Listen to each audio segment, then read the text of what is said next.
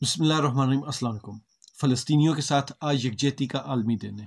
اس دن کی مناسبت سے میرے پاس کچھ ایسے خاص الفاظ نہیں ہیں۔ اس سے پہلے میں بہت ساری ویڈیوز بنا چکا ہوں، اس میں اپنے غم اور غصے کا اظہار بھی کر چکا ہوں۔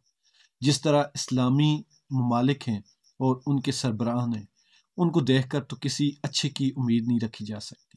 جس طرح ہم کہتے ہیں نا کہ اسلام ایک خاندان، ایک امت ہے، اس امت کا جو ایک حق تھا، وہ حق کبھی بھی ان اسلامی ممالک کے سربراہان نے پورا نہیں کیا۔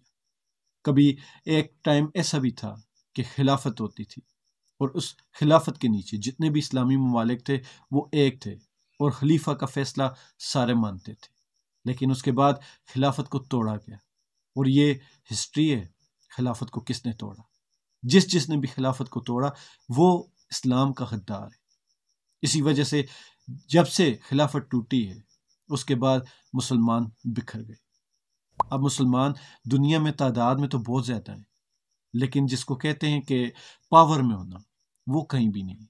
جہاں کوئی ایک مسلمان اگر پاور میں ہو بھی تو دوسرا مسلمان بھائی اس کی ٹانگیں کھینچنے میں لگا ہوتا ہے۔ یہی وجہ ہے مسلمان کمزور ہے۔ بہرحال میرا جو اپنا ایک پاور ہے، جو اپنی میری ایک طاقت ہے میڈیا کی، میں سوشل میڈیا پر آواز بلند کر رہا ہوں، اور میں یہ برملا کہتا ہوں کہ میں ہمیشہ فلسطینیوں کے ساتھ ہوں، میں ہمیشہ مظلوموں کے ساتھ ہوں، میں ہمیشہ ظلم کے خلاف آواز اٹھاؤں، اور اللہ تعالیٰ سے دعا ہے کہ اللہ تعالیٰ اس میں ہمت اور استقامت عطا فرمائے۔